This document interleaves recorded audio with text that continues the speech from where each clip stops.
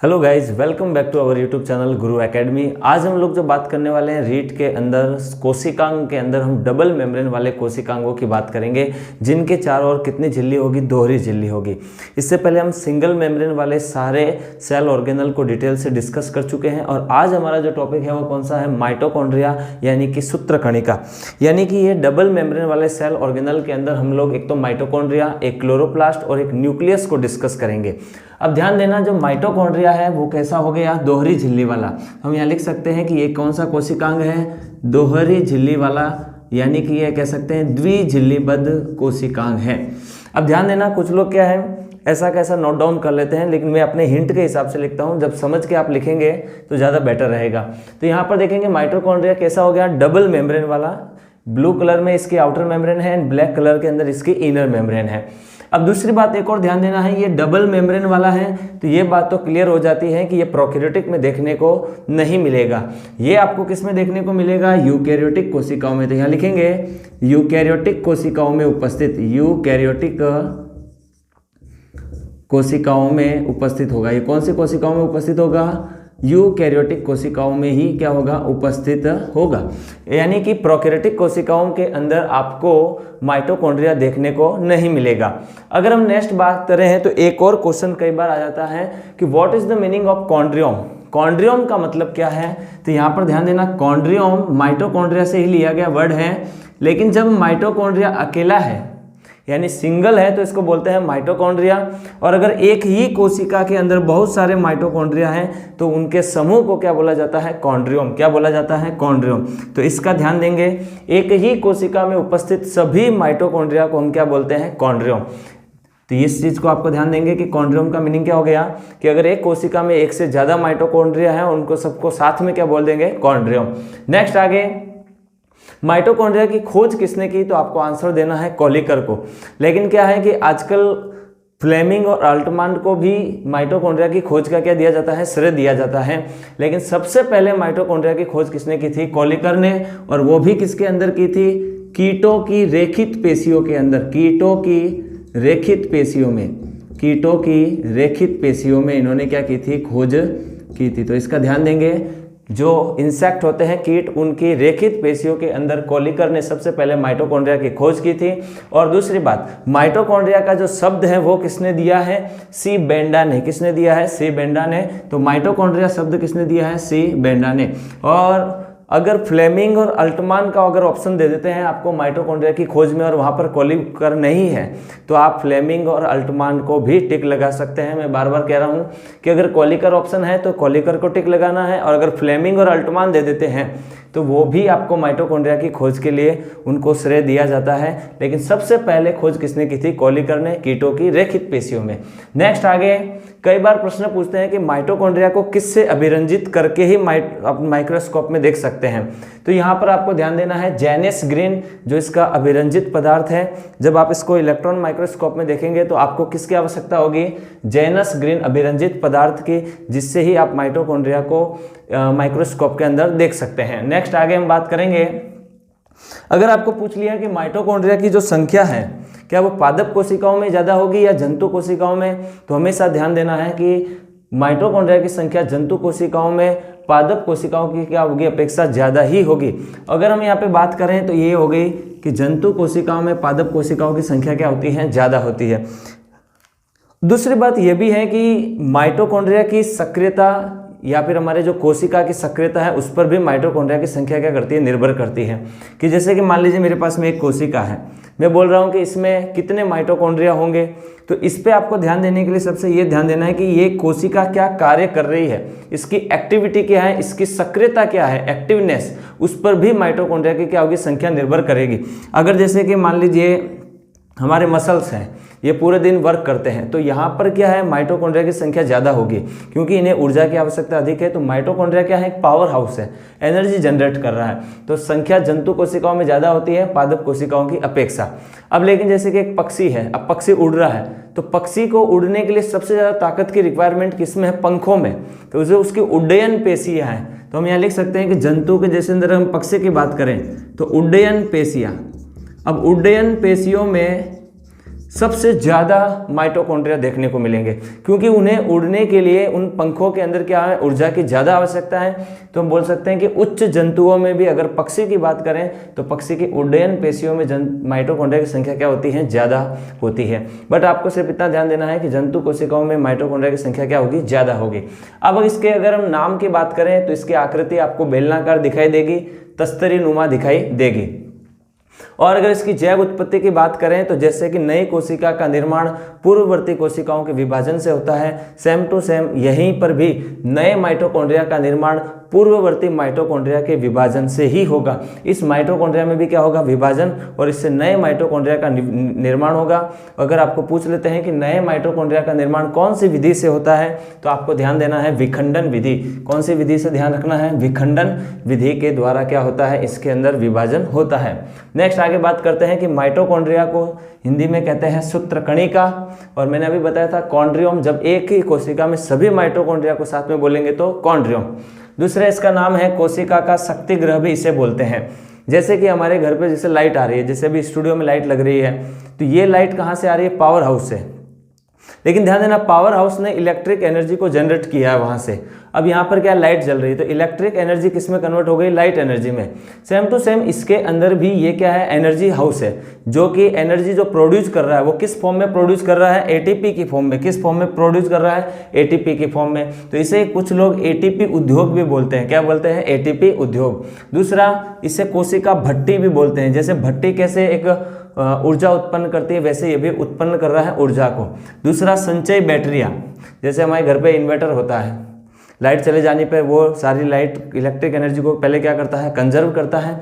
अब यहाँ पर जब लाइट चली जाती है तो वो वापस प्रोड्यूस कर रहा है। सेम टू सेम ये भी एक तरीके से बैटरी, बॉडी के अंदर क्या है, बैटरी का काम करते हैं। जैसे अभी हमने खाना खाया तो ऊर्जा को अवशोषित किया, तो यानी कि माइटोकॉन्ड्रिया क्या है, एटीपी को स्टोर कर रहा है।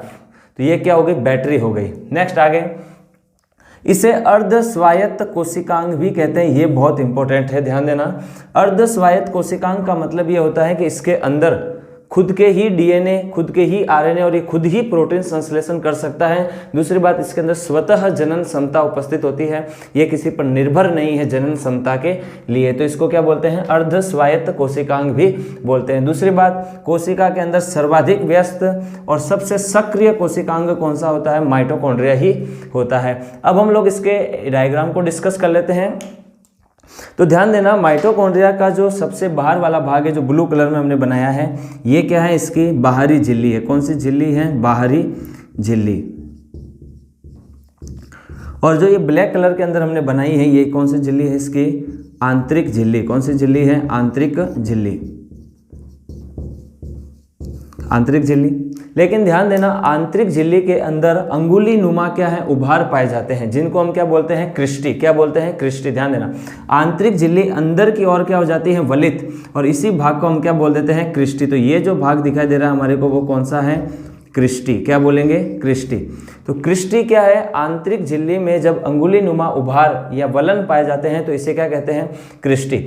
अब ये वलन क्यों पाए जाते हैं, इसको समझेंगे। देखें, अगर ये आंतरिक झिल्ली अगर सीधी होती तो ये जो हमने इसके ऊपर ब्लू कलर के अंदर F1 पार्टिकल्स बनाए, जिसको F0 पार्टिकल्स या फिर ऑक्सीसोम्स भी बोलते हैं, कुछ लोग इसे प्राइमरी पार्टिकल्स भी बोलते हैं। तो देखो यहाँ पर जो ये वाले ब्लू कलर के हैं, ये क्या है, ऑक्सीसोम है। क्या है, ऑक्सीसोम, ऑक्सीसोम, सॉरी, ये क्या है, ऑक्सीसोम। इसी ऑक्सीसोम को हम लोग F1 F0 पार्टिकल्स भी बोल सकते हैं। क्या बोल सकते हैं, F1 F0 पार्टिकल्स भी बोलते हैं। अब एग्जाम में प्रश्न ये पूछ सकते हैं कि माइटोकॉन्ड्रिया के अंदर जो एटीपी का निर्माण हो रहा है वो कहाँ पर हो रहा है, तो हम बोलेंगे इन्हीं F1 F0 या ऑक्सीसोम पार्टिकल्स के अंदर ही क्या होता है, इनका निर्माण होता है। दोनों का नाम एक ही है, मैंने यहाँ पे जगह नहीं होने से इधर लिख दिया है। तो F1 और F0 पार्टिकल्स को क्या बोलते हैं, ऑक्सीसोम भी बोलते हैं। और इसी ऑक्सीसोम के अंदर ऑक्सीडेटिव फॉस्फोरिलेशन रिएक्शन होगी, जिसको हम बोल सकते हैं ऑक्सीडेशन रिएक्शन या फिर एरोबिक रेस्पिरेशन भी बोल सकते हैं, जिसके थ्रू ये क्या करेंगे, एटीपी का निर्माण करते हैं। समझ में आई कि नहीं बात। तो F1 F0 ऑक्सीसोम पार्टिकल्स के अंदर किसका निर्माण होगा, एटीपी का निर्माण होगा।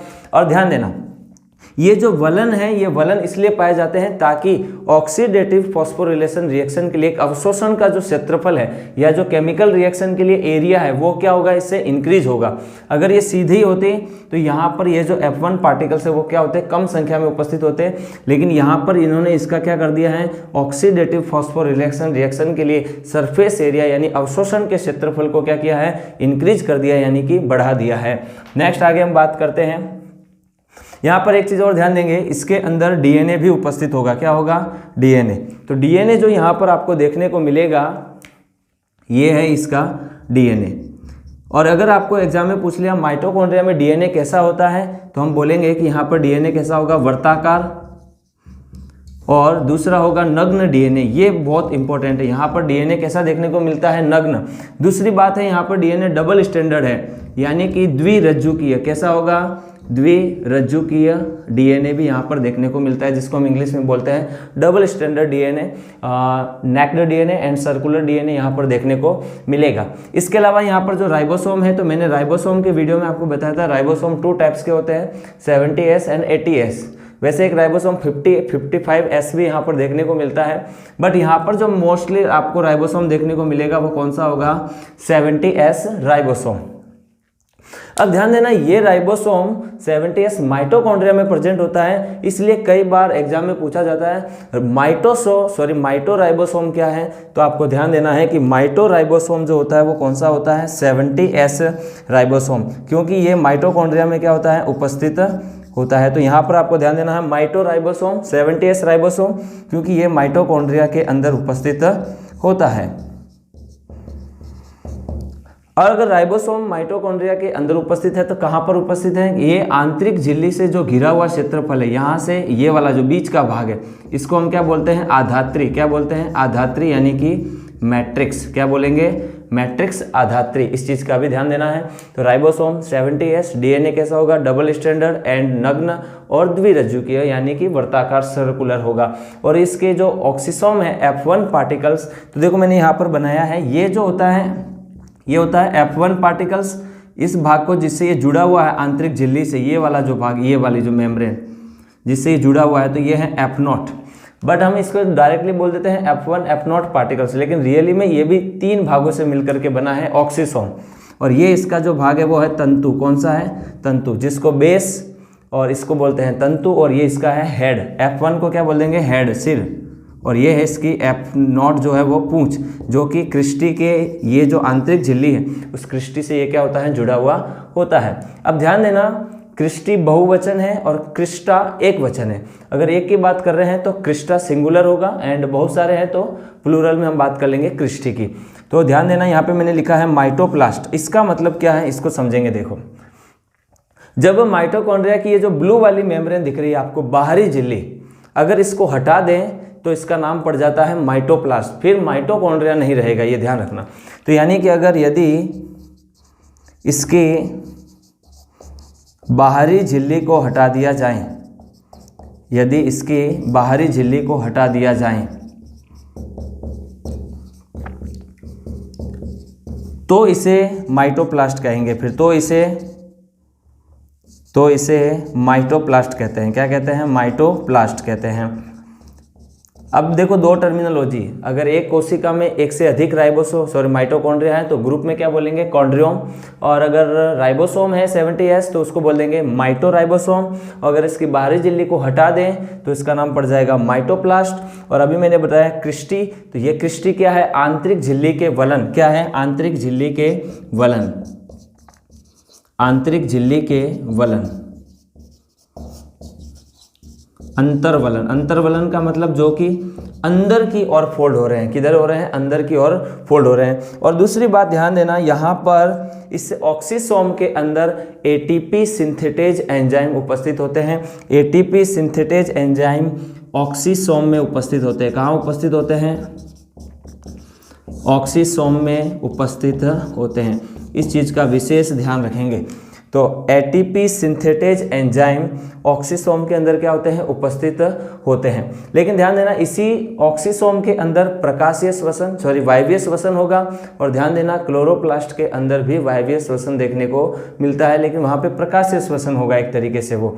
तो यहाँ पर ध्यान देना, ऑक्सीसोम के अंदर आपको कौन सी रिएक्शन देखने को मिलेगी, ऑक्सीडेटिव फॉस्फोरिलेशन रिएक्शन।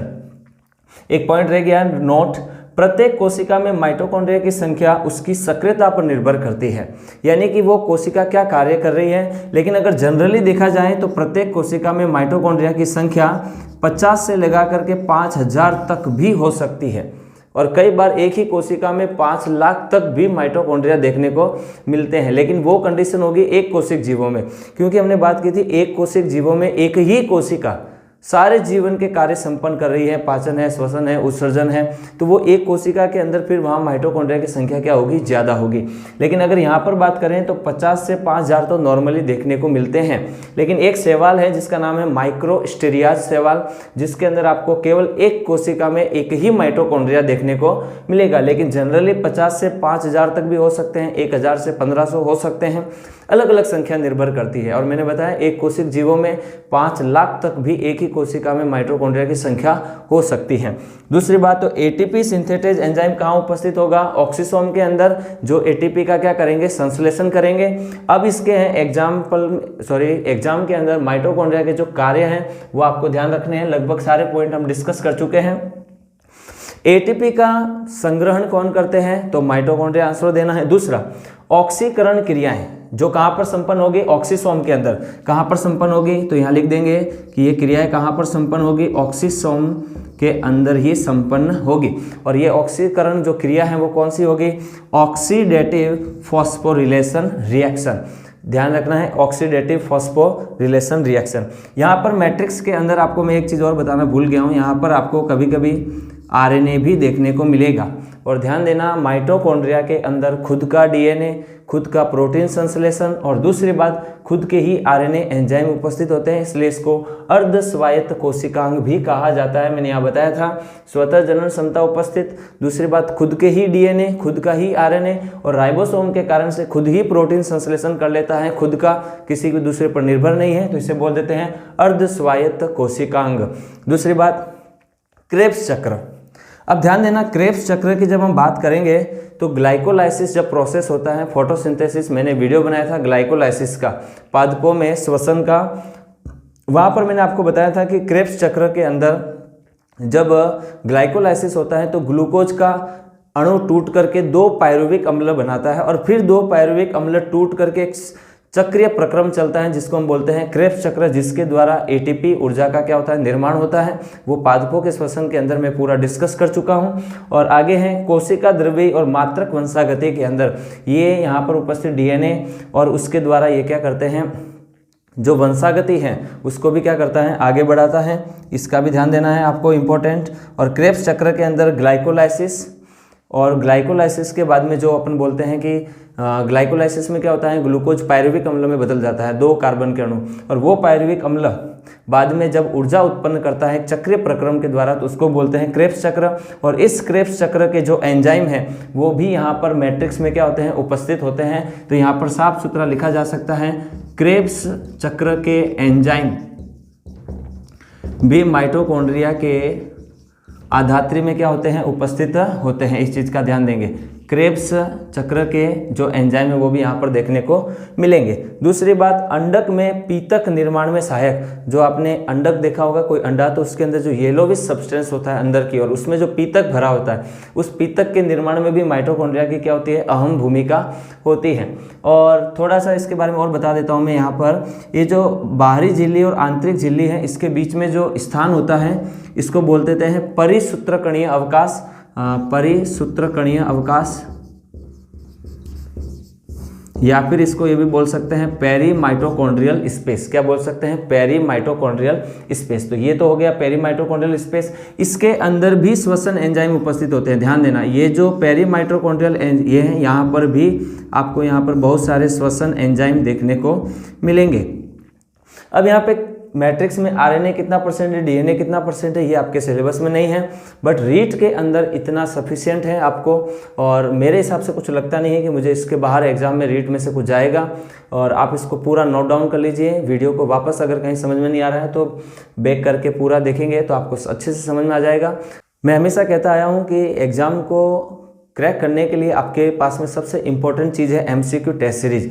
और एमसीक्यू टेस्ट सीरीज के थ्रू आप जब प्रैक्टिस करेंगे तो जो छोटी छोटी चीज़ें हैं वो आपसे क्लियर होती जाएगी। और मैं हमेशा कहता आया हूँ कि जो स्टूडेंट यानी कि सबसे ज़्यादा एमसीक्यू या जो प्रैक्टिस करते हैं टेस्ट प्रैक्टिस, क्योंकि देखो पढ़ते तो सभी हैं, हर टॉपिक पढ़ लेते हैं, लेकिन फिर गलत क्यों हो जाता है क्वेश्चन, कहीं ना कहीं ऑप्शंस के ऊपर जो पकड़ आनी चाहिए कि कौन सा ऑप्शन ज़्यादा करेक्ट होगा, ये जब आप एमसीक्यू टेस्ट सीरीज सॉल्व करेंगे तो ज़्यादा बेस्ट रहेगा।